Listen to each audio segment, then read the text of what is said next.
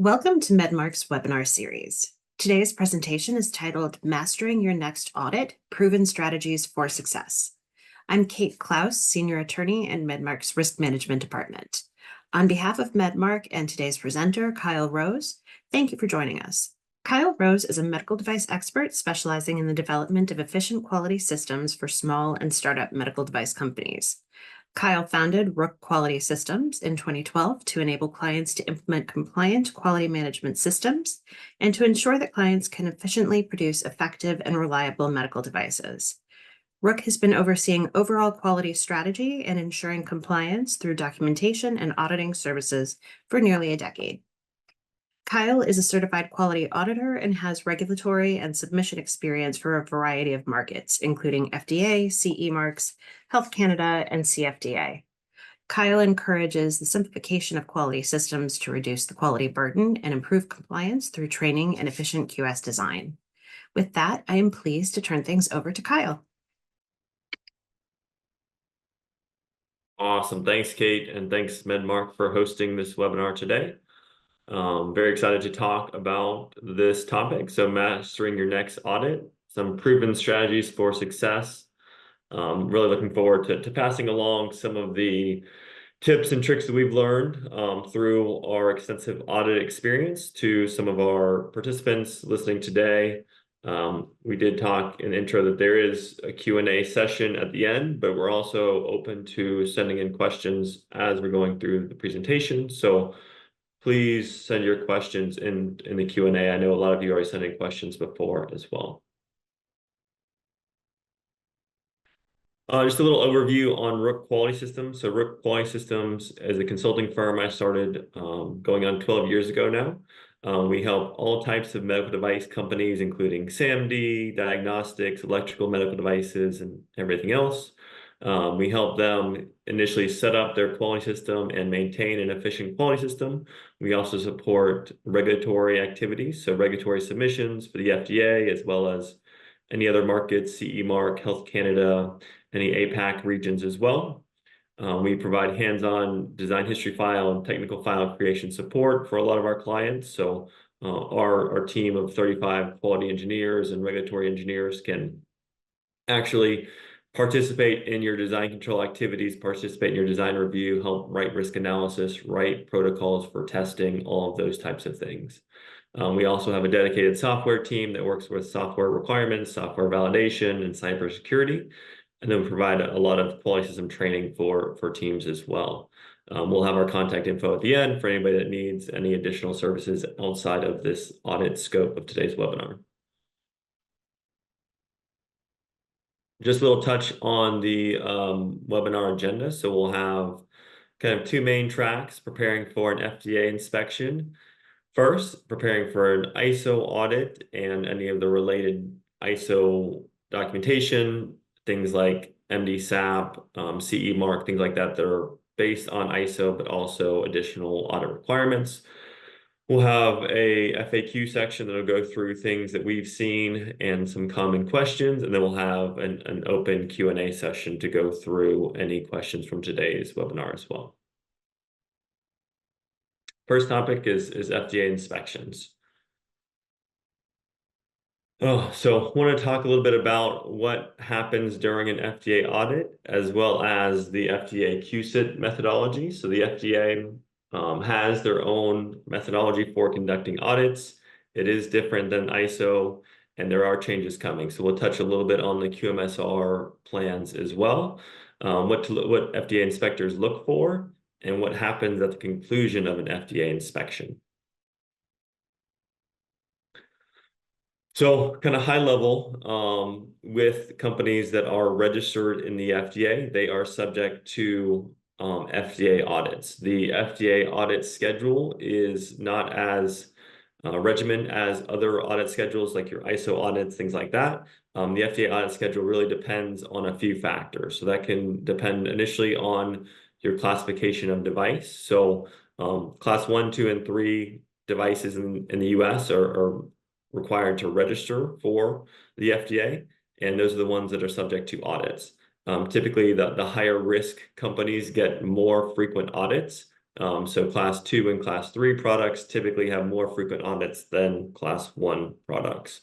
With class 2 and class 3 devices, there's not a set timeline for when they will come to audit you. But typically we see that companies that are active and selling product in the class 2 and class 3 space can expect audits about every 2 years. There are some limits on this. Obviously, the FDA is a government organization that trains and has all of their own internal auditors that do these inspections. So there is a limited number of resources that can conduct the audits. They also have branches around the US as well as international, and some branches are more active than others. We've heard of branches in certain regions of the US that come at exactly a year after your initial registration.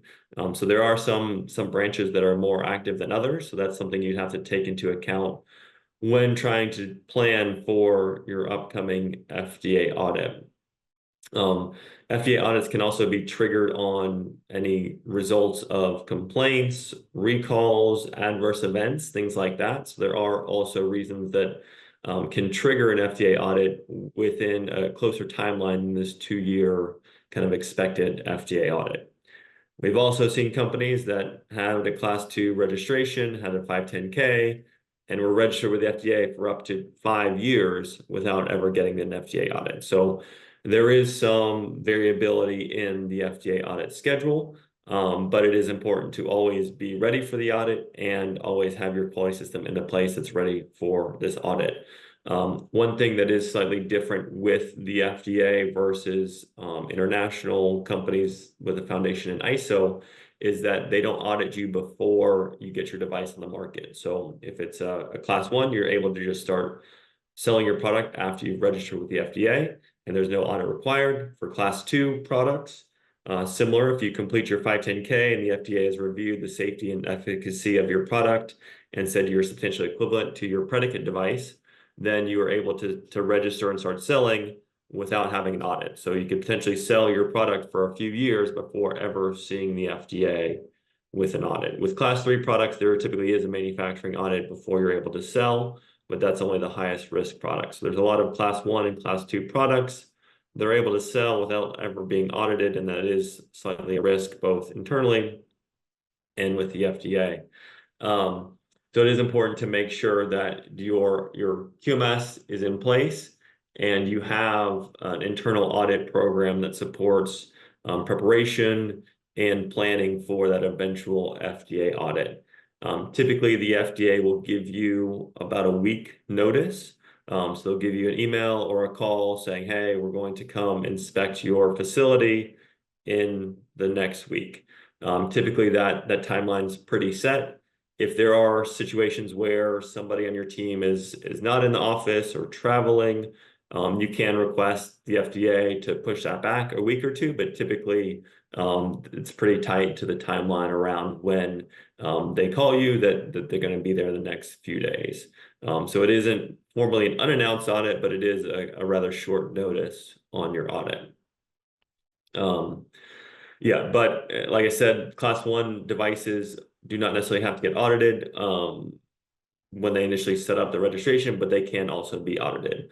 Distributors, companies that might not actually make the product, but just distributor, are also open to FDA audits if you're distributing medical devices, as well as contract manufacturers. So companies that are registered distributors and contract manufacturers that might not own the regulatory 510K or filing are still open to FDA audits as well. And this is also international. So any contract manufacturers in different parts of the world, those can also be audited by the FDA at any time. One other kind of high-level caveat on the FDA as far as class 1, 2, and 3, there's also ongoing EUA products, only products that were part of an EUA during the COVID pandemic that are still making and selling those masks or diagnostics or ventilator type products. There are specific requirements around EUA that also could be open to FDA audits, and a similar schedule where they will just announce a few days before they're coming to audit the EUA type products as well. With the actual FDA audit methodology, they have this QSIT methodology. So it's a quality system inspection technique. This is how the FDA designed their audit process and has trained all of their team on auditing. You can see this 7 subsystems here in the diagram on the right. So the ones in bold are the high focus areas of the QSIT program, and then the ones in gray are the lower risk aspects of the QSIT program. Within this QSIT methodology, these are the high-level areas they'll cover. They can also go into other areas as well. So other things that might be linked to corrective and preventive actions. If there's something that comes up in one of your CAPA records, they can use that to look into other records as well. There is also a guidance document on the QSIT methodology. So we're going to cover it in a little bit here in these slides, but there's more information specifically in the FDA guidance document that goes into more detail on the QSIT methodology as well. So these main subsystems are corrective and preventive actions, so your CAPA process, design controls, so the design history file, including the risk management and manufacturing activities related to your product.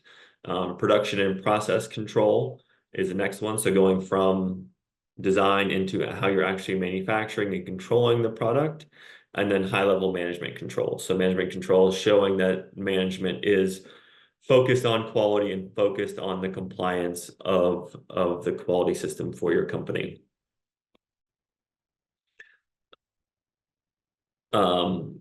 We can go back one more just for a second.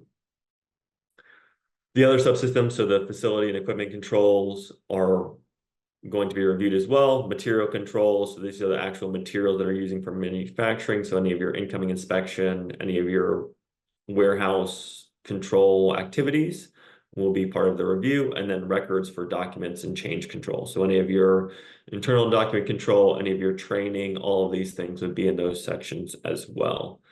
We can go on to the next slide now.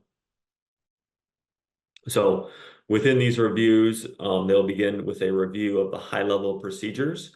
So within your high-level quality systems, you'll have description of how you complete management controls, when you do your management review meetings, how you conduct CAPAs, when they should be closed out, how they should be investigated. So the FDA will review those procedures at a high level first to make sure that you comply with the FDA regulations. So the first job is to make sure that the SOPs that you have in place comply with the FDA regulations, the 21 CFR Part 820 and additional sections that cover medical device requirements.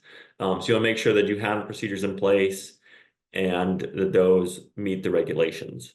One kind of caveat in this section is if you add additional requirements to your procedures that are not specifically in the QSR, the FDA will hold you to those requirements. So if you say in your SOP, we have to close out every CAPA in 5 days, even though that's not a requirement in the FDA regulations, they can write a finding that you're not complying with your procedure because you added that to your procedure. So it's important to make sure that you have a good oversight on your procedures. They meet the regulations, but if you add additional requirements to those, that you're actually meeting those and that they do apply for your product. We've seen issues in the past where we've come in to help remediate a quality system or remediate after audit findings from the FDA, and companies had just kind of copied and pasted quality systems from bigger companies or ones provided by previous consultants, and they weren't really within the size and scope of their company, and so they were making them do things that were past the regulations. So to make sure that you allow and review your SOPs to meet the requirements specifically of your company. After they've reviewed the procedures, they'll want to look through the actual records, right? So when they say, we'll look at your high-level procedure, then next they'll go through the actual records of your CAPA. So they'll typically identify, can we look at your CAPA log or your CAPA system if you're using like an EQMS, and they'll review and pull sampling of CAPA records. They'll ask for 2 or 3 CAPA records from 2024, 2023, 2022, and then they'll go into those records. The inspectors will then look through everything to make sure it was completed properly, it was signed off, it was closed out, there was a risk analysis in the capital process, all of those types of things. So important to make sure that you have all of this documented even from previous years, as well as you have records that you can provide to the FDA. I always recommend reviewing these records before you provide them to the FDA to make sure they have everything in your folder, your packet for that CAPA design record, whatever it might be.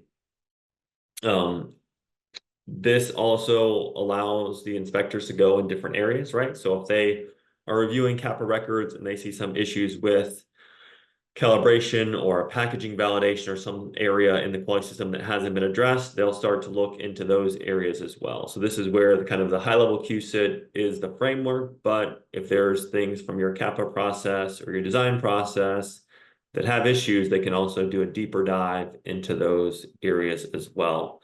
One of the things that is a big difference between the FDA audit and the ISO CE audit is there is no typically set schedule for when the audit will be done or what exactly they're going to cover on each day. So it's kind of an open-ended auditor is going to show up and ask you what they want to look at that day, and then they'll kind of go through that area until they complete all the review that they need to, and then they'll move to the next section. Whereas a typical ISO or CE audit, they'll have a formal audit plan that breaks down what sections they're going to look at every day of the audit, as well as kind of a rough estimate on the timeline for those sections. So different sections can go longer or shorter on your FDA audit. In some cases, the FDA auditors might audit for 2 days, take a day off and review some documentation offsite, and then come back another day or 2 days later, right? So the actual scheduling and planning around logistics of the FDA audit are a little different than your traditional ISO or CE audit. It's also, best practice that the FDA will identify any observations during the audit. So any 483s or other observations or recommendations should be identified during the audit. It's also typical that they will kind of review these at the end of the day to say, these are the things we found that could be findings. So there is options to provide additional information. There is options to provide more evidence to show that you think you are compliant with this certain section or where there might be an observation, but it really depends on what evidence you have, as well as how the auditor is taking any kind of feedback or discussion on these potential observations. We did have a question come through around MDSAP certification and FDA conducting their regular audits. It is an advantage of the MDSAP program to have less frequent FDA audits. The MDSAP program combines FDA, ISO, and then other countries like Health Canada, Brazil, and Japan if you are selling into those countries. We have seen with the companies that we work with that have MDSAP, it's much less likely to get an FDA audit, much less frequent, but it does happen. So if for some reason you put a new product on the market and didn't have a 510K, but you were still under MDSAP, they would still come audit you and potentially issue a warning letter if the regulatory scope was not in line with the requirements of the FDA. So MDSAP still can be audited, but it's less likely typically for companies. It is important to make sure that your MDSAP does cover FDA if you are looking for that less frequent audit. So in some cases, companies can have MDSAP that doesn't cover the FDA regulations. So you want to make sure that if you're selling US, you should have MDSAP covering your FDA scope as well. Other areas with the FDA inspection is the design controls. So the design control, design history file process has kind of really gone to the next level with the ISO 13485 and other guidance documents from the FDA. So they want more information, more up-to-date information with your design history file and your risk management. So that's one area that I think 5 years ago, there were a lot of gaps with companies with their DHF, and the FDA really made a push to kind of improve compliance with DHF, both with content they put out, but also through the auditing process. So it's really important if you haven't been audited in the past few years to make sure that your DHF is up to date and compliant, not only for your current products, but also for any legacy products as well. We've helped a lot of larger companies with remediation efforts for their legacy products on the DHF items. And that's a key area the FDA is focusing on as well, as making sure DHF compliance for legacy products.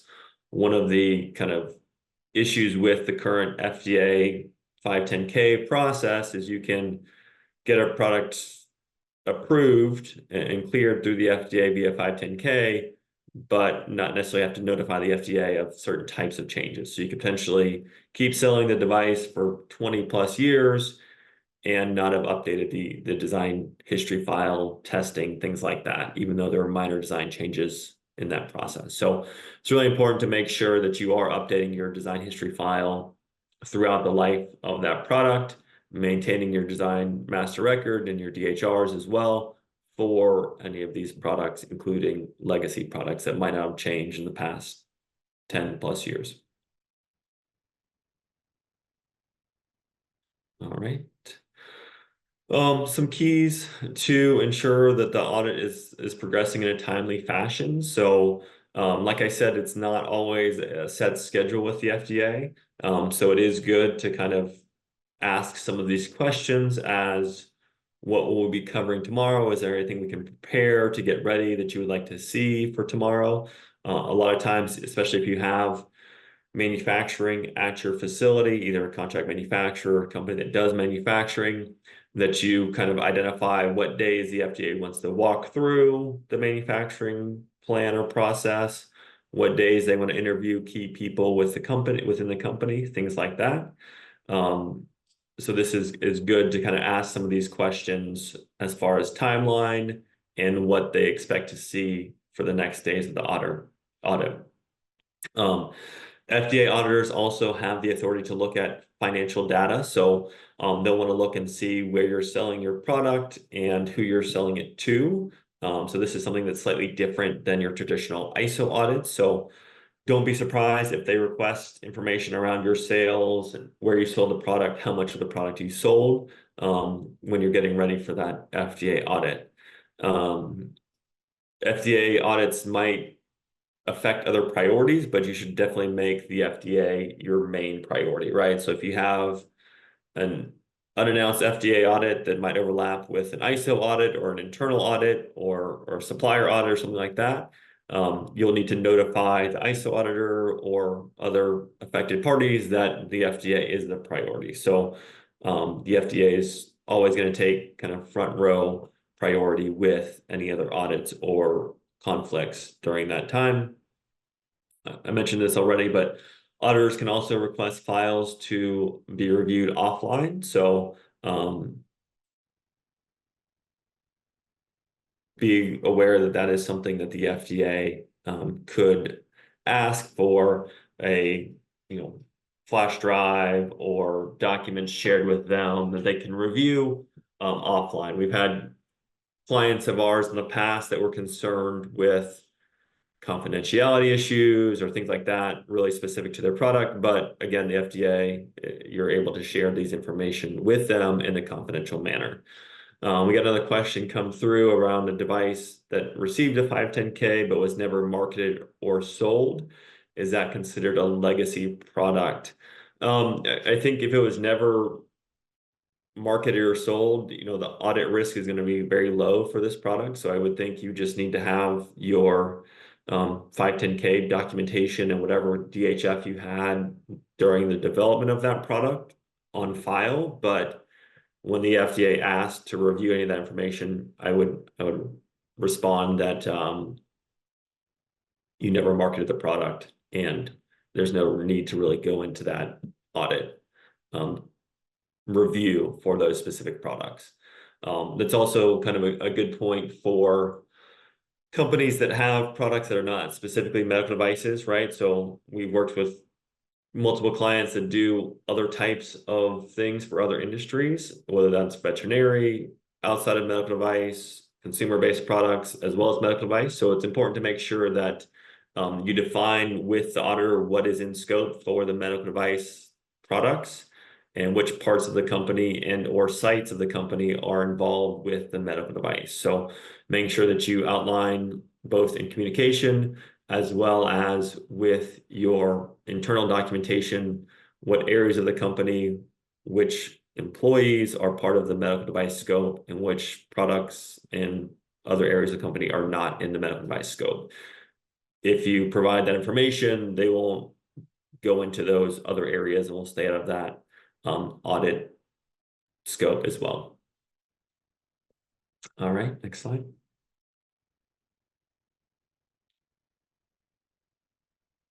At the conclusion of the audit, so like I said, the timing and plan of the audit can be up in the air, but at some point you'll get to the end and the FDA auditor will say, hey, we're going to do our closing meeting tomorrow at 10 a.m. So that's when you'll have everything ready to go through the closing meeting. The inspectors will give their report for you to review. And it is important that you review this in detail. So make sure that you review their report, make sure there was nothing missing on their side. There was no errors as far as documents or records provided, no errors as far as what the company does or doesn't do during your review of this actual audit report. It's typically not a good idea at the closing meeting to go into discussing any findings or observations or trying to re-discuss that position. Most of that should be done during the actual audit prior to the closing meeting, and it's typically going to do more harm than good if you're trying to kind of re-argue these types of things at the closing meeting. You can also discuss with the auditor any potential remediation plans and their thoughts during the closing meeting if there are observations, as well as a specific timeline for remediation. So typically you have 15 days to respond, and failure to response will lead to the FDA taking further actions such as a warning letter or more strict action after that. We typically recommend, I didn't cover this early on, but as far as logistics for companies, small and large, I know there's some the questions coming in as far as small companies handling audits. We typically recommend that like the quality team is the main focus during the audit. So they're working directly with the FDA. This can include consultants. So Rook helps companies with their FDA audits all the time. We fly consultants to sites and help them get through their FDA audits and had really great results. So making sure you have the quality team and or consultants with the FDA. As far as like the CEO or head of the company, it's typically good to have them at the opening meeting for introduction and then at the closing meeting, but they don't have to be there for the rest of it. Similar with like VP of engineering or manufacturing, any of those roles. They can be in as needed for interviews and things like that, but don't need to stay in the audit during the whole process. It's typically quality manager, quality team, and the FDA auditors. Logistics as well, just kind of on setup. You want to make sure you have a set conference room or room to keep the audit, to present your information. Don't want the auditor walking around by themselves. Only want them looking at information you provide directly during the audit. Okay.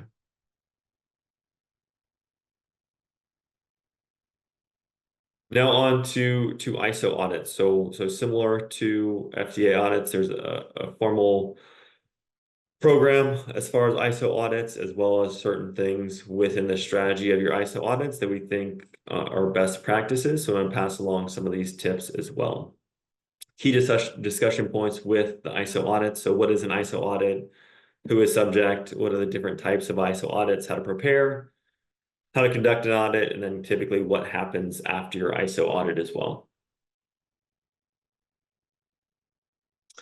So the ISO audit is a external audit that is performed by accredited registrars or a notified body that verifies your compliance to an ISO standard to issue an ISO certification. So for medical device companies, this ISO standard that applies is ISO 1345, 2016.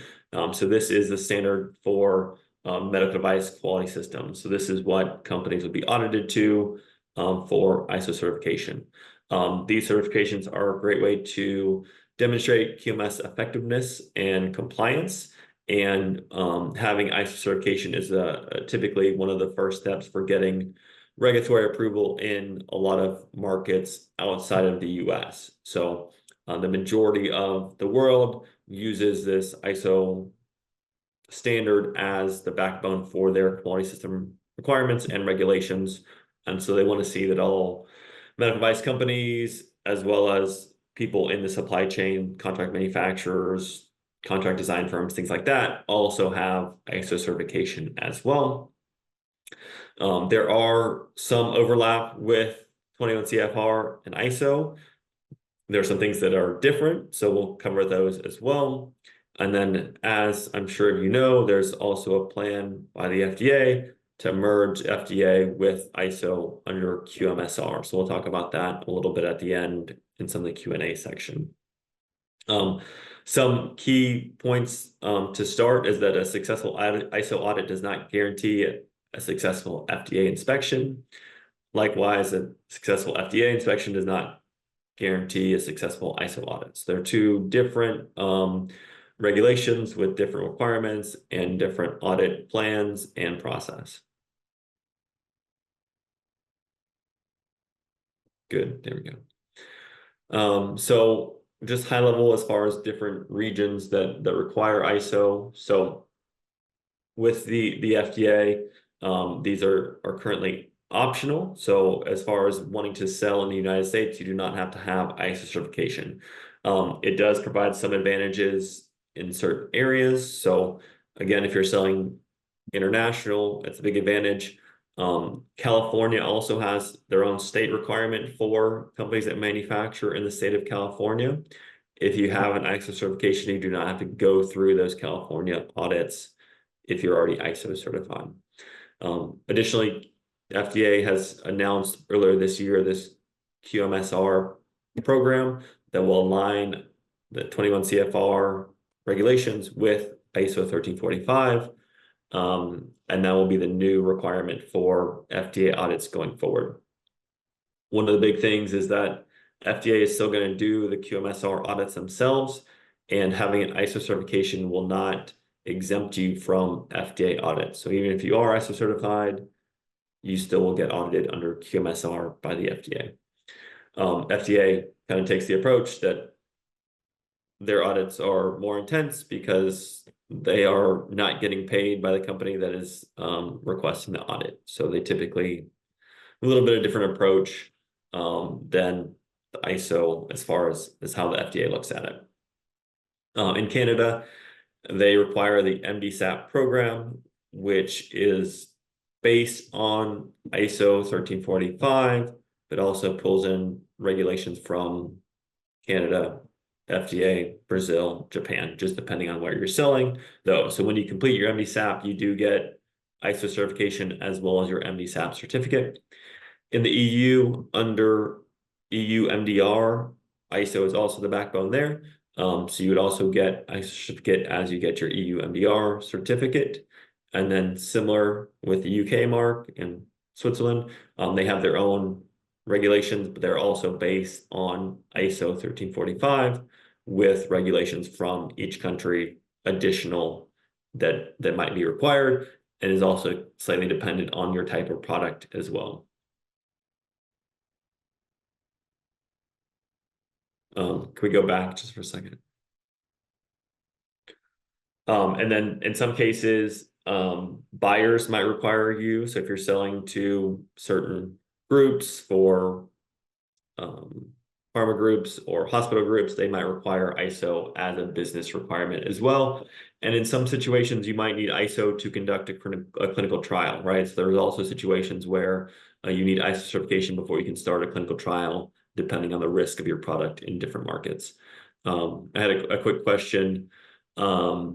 about the California audit. So this is specifically to companies that manufacture products in California. They are subject to in-state audits by the California government. And if you have ISO certification, you don't have to do those audits. All right, next slide.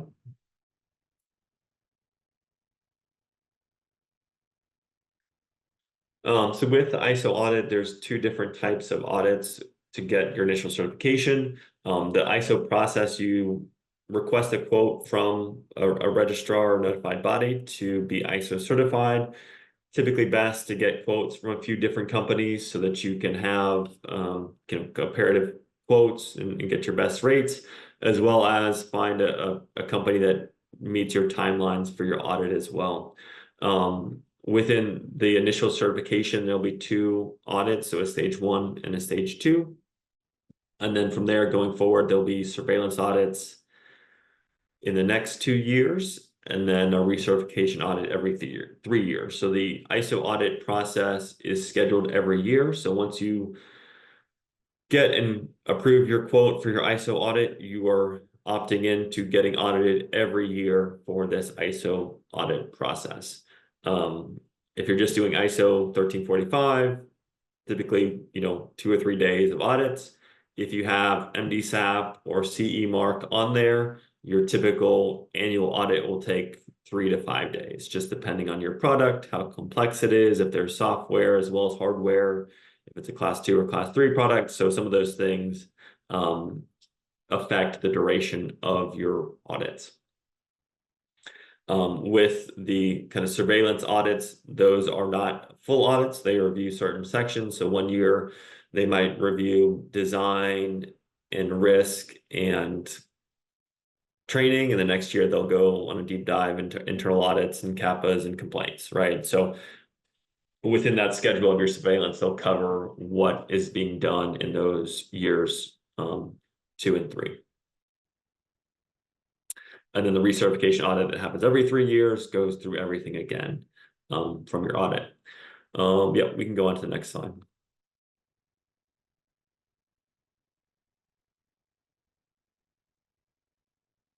So we did have a question about the annual audits for ISO. Could they be unannounced? So typically for ISO audits, there is no unannounced process. We do have unannounced audits for CE mark. So if you're under EU MDR, you will have one unannounced audit every 3 years. So there are unannounced audits for CE mark. Go a little deep dive into the audit process for stage 1 and stage 2. So stage 1, and this is for your initial certification. So a company's going through this for the first time. Stage 1 is a high level like readiness for stage 2. So they don't want to show up with 2 auditors for 3 days and realize you're not ready for your audit. So stage 1 is a high level review of your procedures to make sure you have compliance with ISO. So again, just making sure your design procedure references the right sections of ISO and covers a compliant process for designing medical devices. Same with management review and training and doc control, all those things. Next, they'll want to review some high-level compliance records. So typically the records they review at stage 1 would be your management review meeting and your internal audit. So making sure that you have some records of these. If you are a very early stage startup company and you have not conducted a management review or an internal audit, that's fine. You just need to do it before stage 2. So typically there's about 2 to 3 months between stage 1 and stage 2. So there's a situation where you could have your stage 1 and plan to do your management review and internal audit before stage 2 and still get certification. I would recommend having planned a little bit ahead and done at least 1 or 2 of these records before they show up for your stage 1. It really depends on your schedule as well. Typically, there's no findings in stage 1, only a recommendation if you can move on to stage 2 or if you're not ready for stage 2. Typically, like I said, you want to complete your stage 2 audit within like 3 months. That can be extended with your registrar if needed, if something changed relative to your product and your timelines. Stage one audits should be completed in, half a day to 1 day. I would say if your company, your registrar is quoting you 2 or 3 days for a stage one audit, I would look at another registrar. 1 day is plenty for a stage one. And a lot of times these can be completed remotely as well. Keep in mind that as you sign up for these, you can, as you sign up for these audits, you will get to review quotes and timelines and set dates for these as well. All right, next slide. And then stage two. So stage two is actually the deep dive going into all of your records and high-level procedures. So with stage one, they're just looking at high-level procedures. Does your CAPA procedure meet the requirements? In stage two, they'll actually go similar to FDA and pull CAPA records and review compliance. Pull complaint records and review compliance. They'll pull all of your design records, all your risk management, all of your testing to make sure you're complying with those. In some cases, I would recommend, since you'll have an audit plan from the auditor, you can go ahead and prepare all of the documentation you want to have ready for the auditor. So you would look at the audit plan that the auditor provides and says, on day one, we're going to look at management controls, internal audits, and training. So go ahead and put your management review meetings in there, your procedures. Go ahead and put your records in there from your internal audits and have all that ready for the auditor. And you can actually share that with the auditor before the audit, and a lot of times they request that information in advance, so you can share that information with them going into the audit. Stage two typically takes between 2 and 5 days, depending on the size of the company as well as the type of product. In some cases, they might have to they audit your manufacturer. So depending on the type of product and if you're working with an ISO certified contract manufacturer, they might have to go audit your contract manufacturer as well. So that's something to take into account when you are getting your quote as to whether or not they'll have to go to your contract manufacturer to audit them as well. One key thing that we've seen having a lot of questions, especially with kind of early stage startups, is whether or not you can get ISO certification before your product is finished. And the answer is yes, you can still get ISO certification even though you're still in design process, right? So the ISO certification is a quality management standard showing that your quality system complies to the regulations. It's not specifically on the product itself. So you can still get ISO certification with a product that's not through design verification and validation. The auditors will review that information likely at the next audit. It might be a year or 2 years before you're finished, but as long as you have the procedures in place, you're documenting your design in line with the regulations, and you're updating any plans or design control documentation in line with what you need to do and the scope of your product and the current phase, then you're fine to get ISO certification. All right, next slide. So how to prepare for the ISO audit. So similar to FDA, go ahead and kind of read through the standard, make sure you have all of the kind of information you need to prepare your quality system, your procedures. We recommend training. We conduct training sessions for all types of companies, but specifically focused on ISO 1345, as well as getting ready for an audit. Reviewing your audit plan, identifying who is responsible for what areas. We had some questions come in earlier as far as like setting up a back room and a front room for smaller companies. I think it's good to have those roles identified to make sure that you have somebody that knows they're going to be helping pull documents, pre-review documents, things like that during the audit, and then have the kind of front room people that are working and communicating directly with the auditor. It's good to prepare your documentation in advance, like I said, to make sure you have it ready and it's already been pre-reviewed. And then also just kind of high level relax. Auditors are not there looking for nonconformities. That's not their main goal. The goal is to find conformity. So as long as you're kind of actively working with them and working on your quality, typically it goes fine.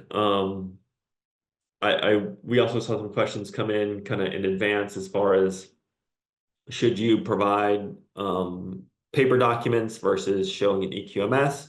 I think either option is fine. If you're a paper-based company, you can show them paper documents, provide them paper documents.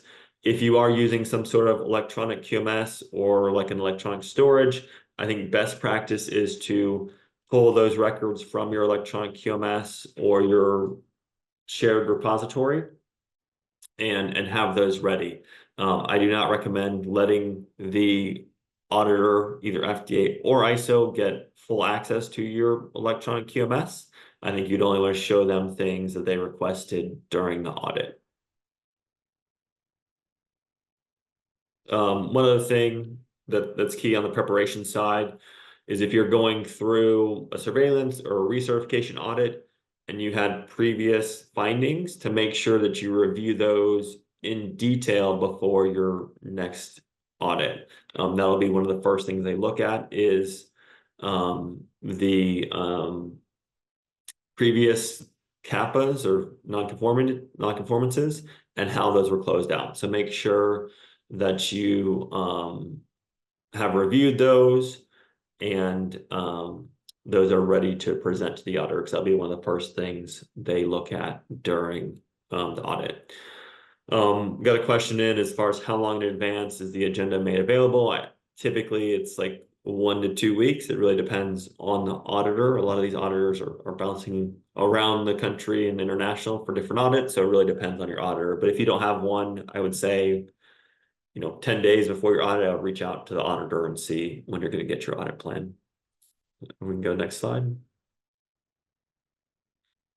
Preparing documentation. So making sure you have all your procedures up and compliant. I think doing your internal audits on time really helps you be ready for external audits. These are just some examples of high-level procedures as well as audits that will be reviewed during the audit. The MDF is one key thing from ISO that doesn't apply to FDA, so that's your medical device file. Also, your regulatory chart is something that they will look at to see where you're selling products. So that's something that's key as far as an ISO difference. And then any software tool validation. So if you're using EQMS or an ERP or a complaint system that's electronic, make sure you have validation records for those software tools as well per ISO 1345. Next slide.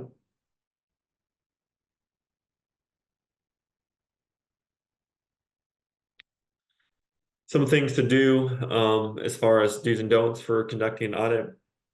Make sure you prepare documentation well in advance, that you're planning out 2 to 3 months in advance of your actual audit to make sure everything is ready.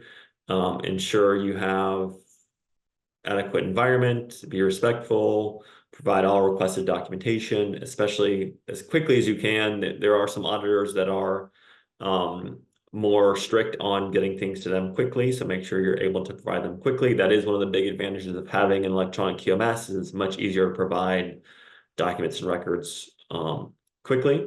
Only provide what is requested, so only answer and or provide documents that were requested. Don't give any additional information. Don't try to talk your way out of clear nonconformities. Don't overshare with the auditor, and don't try to leave them waiting. So try to deliver as quickly as you can. Next slide.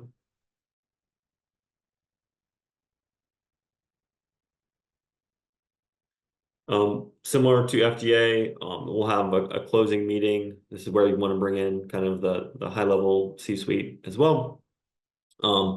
This should cover everything that was looked at during the audit. There should typically not be any surprises at this point. Typically, auditors are providing any information on potential nonconformities during the audit, and there's a discussion going in. So you should have all this kind of known going into the closing meeting. Kind of overview of different types of nonconformities, major versus minor.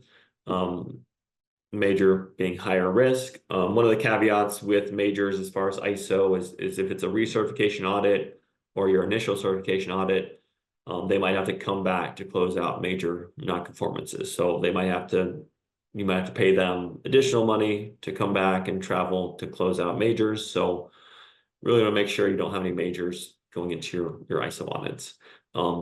Additionally, with the recertification, they typically like to plan that a few months in advance in case there are majors, so you don't lose your certificate. So they need to make sure they close those out before that deadline of that old certificate ends. Next slide.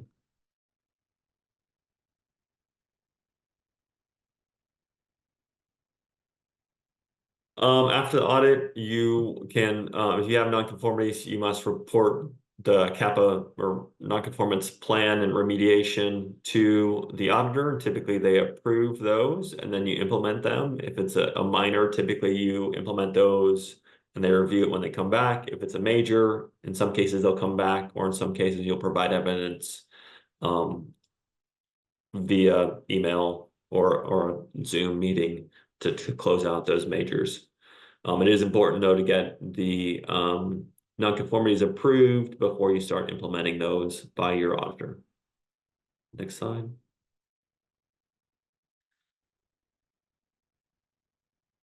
I think we covered all this stuff, so we can go on. I think we're getting close to time. So we have some FAQs. We'll also touch on some questions from the Q&A. Are ISO audit surveillance audits conducted between initial and the 3-year, or is it every year after? So you'll have the initial certification, which would be year 0. Years 1 and 2 is surveillance. Year 3 is recertification. And then regarding software validation, is it necessary to show software validation for systems like Zendesk that can be used? Yes, you would need to validate Zendesk for whatever records are being stored in Zendesk, as well as how you're triaging or responding to any of these things regarding complaints. In Zendesk, if you need help validating Zendesk, we've done this for quite a few companies, so we can definitely help with that as well. If we're adding additional sites with the same QMS, what's the best way to prepare for the new site? I would say, make sure that you've done an internal audit of that site, as well as some sort of mock audit to make sure they're ready. Training of employees for audit preparedness is also a good practice to make sure everybody's aware of how to handle themselves and communicate during an audit. Some FAQs related to the FDA. If you're a manufacturer, spec developer, repackager, labeler, sterilizer, all these things can be audited. So the FDA has a few different things, mainly around who needs to register and then who's open to audits on their website. Next slide.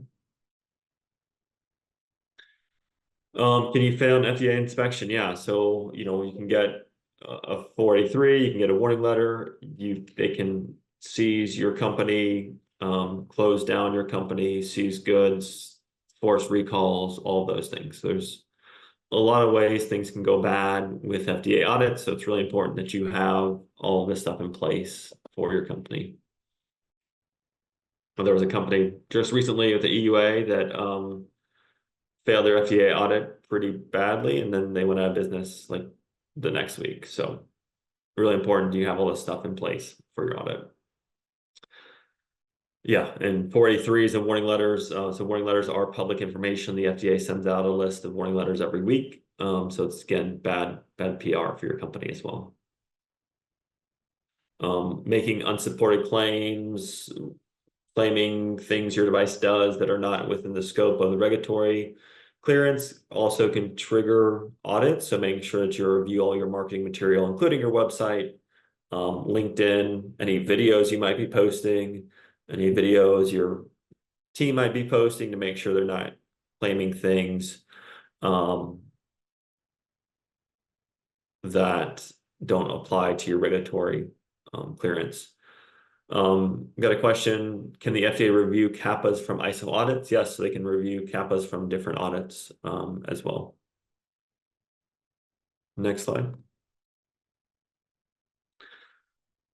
How do I resolve your 43? So you want to kind of use your typical CAPA or NCR process to close these out, determine the corrective actions, corrective and corrections, the root cause and risk analysis of each one, and then close them out as necessary.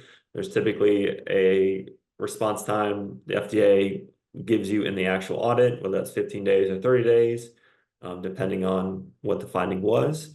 And then they will work with you to close that out. For warning letters, they typically will respond and say they approve the response or they do not. So you have to kind of make sure you have alignment with the FDA to close out that warning letter. With the 483s, they don't always respond. They typically just cover that at the next audit to show that you've closed out those findings.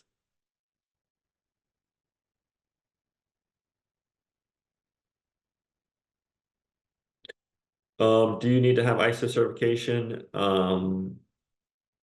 This again, we talked about earlier. So US optional, Canada, yes, EU, typically you need it for UMDR, and then other countries required as well.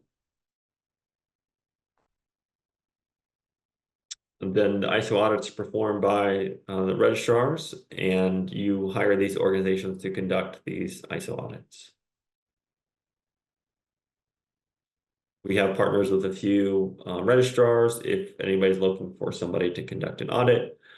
Can you fail an ISO audit? So you can have situations with your initial audit that you do not get a certification. You can also lose certification at your 3-year certification if you have major nonconformities that have not been closed out. So there are ways to fail an audit, but typically, in our experience, we've never seen this actually happen. So typically your registrar will work with you to make sure you stay certified. How to resolve, so it's same, put it through your CAPA process, close out in the timeline related to your plan, and then make sure that you review that coming into your next audit.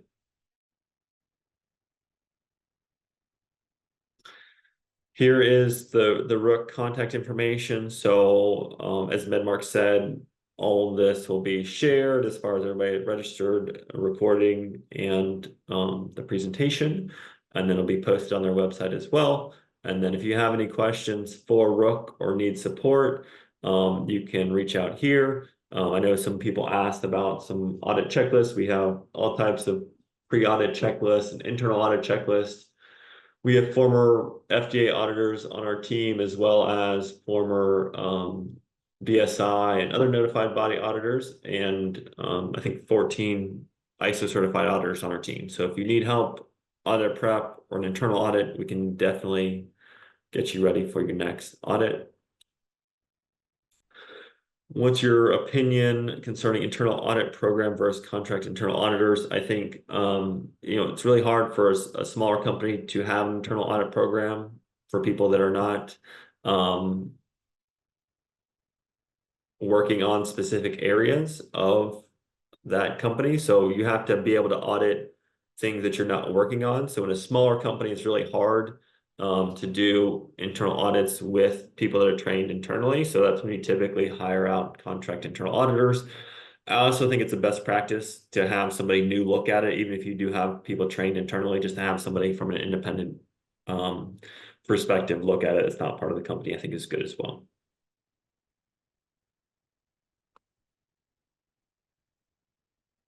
So thanks, everyone. Kyle, thank you so much for your time today. Audits are such a critical concern for our audience. We know that they really appreciate this information. We had great questions throughout, and we're coming right up on the hour. So I don't think we need to go into an additional Q&A session. But again, thank you so much for your time and your expertise. We appreciate it. All right. Thank you. Thanks for hosting.